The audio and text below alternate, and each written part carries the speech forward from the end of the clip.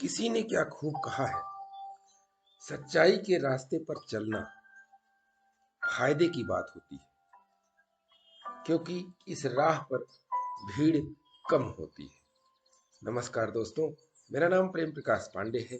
आज अपने चैनल पर एक नई बेहतरीन प्रेरणादायक कहानी लेकर के आया हूँ। दोस्तों, आज की कहानी से हम सीखेंगे कि सत्य की रक्षा के लिए वन्य प्राणी भी किस तरह अपने प्राणों की आहुति देने को तैयार हो जाते हैं। तो चलिए, चैनल को सब्सक्राइब नहीं किया है, सब्सक्राइब कर लीजिए और सुनते हैं आज की कहानी, जिसका शीर्षक है सत्य की रक्षा।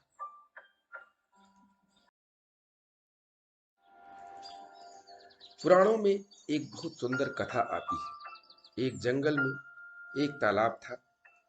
उस जंगल के पशु उसी तालाब में पानी पीने आया करते थे। एक दिन एक शिकारी उस तालाब के पास आया। उसने तालाब में हाथ मुंह धोकर पानी पिया। शिकारी बहुत थका था और कई दिन का भूखा था। उसने सोचा, जंगल के पशु इस तालाब के पास पानी पीने अवश्य आएंगे, यहाँ मुझे सरलता से शिकार मिल जाएगा। तालाब के पास एक बेल के पेड़ पर चढ़कर वह बैठ गया। एक हिरनी थोड़ी देर में तालाब में पानी पीने आई। शिकारी ने हिरनी को मारने के लिए धनुष बाण चढ़ाया। हिरनी ने शिकारी को बाण चढ़ाते देख लिया। वह बोली, भाई शिकारी, मैं जानती हूं कि अब मैं भागकर तुम्हारे बाण से बच नहीं सकती, किंतु तुम मुझ पर दया करो। मेरे दो बेटे, छोटे बच्चे, मेरा रास्ता देखते होंगे। तुम मुझे थोड़ी देर की छुट्टी दे दो। मैं तुम्हें वचन देती हूँ कि अपने बच्चों को दूध पिलाकर और उन्हें अपनी सहेली हिरनी को सौंप कर तुम्हारे पास लौट आऊंगी। शिकारी हंसा। उसे यह विश्वास नहीं हुआ कि यह हिरनी प्राण देने के लिए उसके पास लौटेगी। लेकिन उसने सोचा, जब यह इस प्रकार कहती है तो इसे छोड़ देना चाहिए। मेरे भाग्य में होगा तो मुझे दूसरा शिकार मिल जाएगा। उसने हिरनी को चले जाने दिया। थोड़ी देर में वहां बड़ी सींगों वाला सुंदर काला हिरण पानी पीने आया। शिकारी ने जब उसे मारने के लिए धनुष बाण चढ़ाया तो हिरनी ने देख लिया और बोला, भाई शिकारी, अपनी हिरनी और बच्चों से अलग हुए मुझे देर हो गई है। वे सब घबरा रहे होंगे। मैं उनके पास जाकर उनसे मिल लूं और उन्हें समझा दूं, तब तुम्हारे पास अवश्य आऊंगा। इस समय दया करके तुम मुझे चले जाने दो। शिकारी बहुत चिल्लाया। उसे बहुत भूख लगी थी, लेकिन हिरन को उसने यह सोचकर चले जाने दिया कि मेरे भाग्य में भूखा ही रहना होगा तो आज भूखा रहूंगा। हिरनी अपने बच्चों के पास गया। उसने बच्चों को दूध पिलाया, प्यार किया। फिर अपनी सहेली हिरनी को सब बातें बताकर उसने अपने बच्चे सौंपने चाहे। इतने में वहां वह हिरन भी आ गया।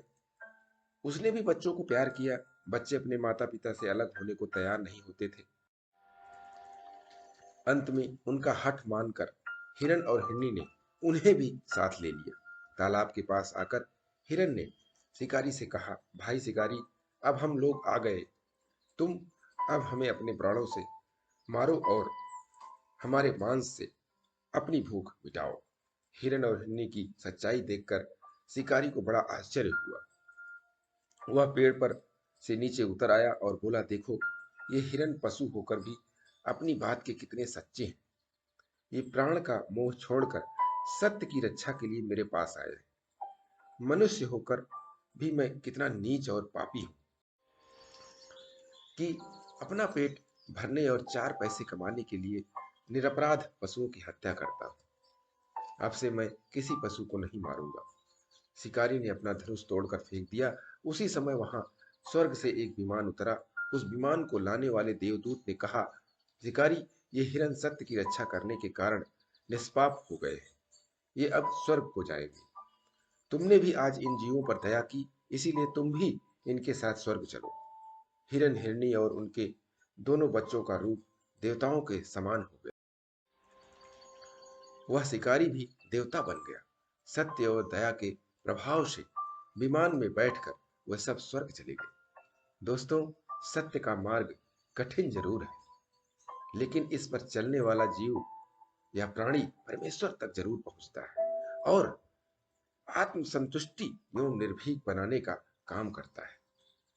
इसीलिए सत्य के मार्ग पर चलते रहें और प्रतिदिन सुबह 5:30 बजे एक नई कहानी, एक नई उमंग से करें दिन की शुरुआत। तब तक के लिए छोटों से मिले प्यार और बड़ों से मिले आशीर्वाद और भगवान के सहारे के साथ यही कहूंगा, काम तो सभी करते हैं, पर काम करो कुछ ऐसा कि उदाहरण बन जाए। ये छोटी सी स्टोरी आपको अच्छी लगी, लाइक कीजिए, शेयर कीजिए अपने इष्ट मित्रों में भी, कमेंट जरूर करिए और चैनल को अभी तक सब्सक्राइब नहीं किया है सब्सक्राइब कर लीजिए। और नई नई बेहतरीन मोटिवेशनल स्टोरी आपको सबसे पहले मिले, इसके लिए प्रेस बेल आइकन।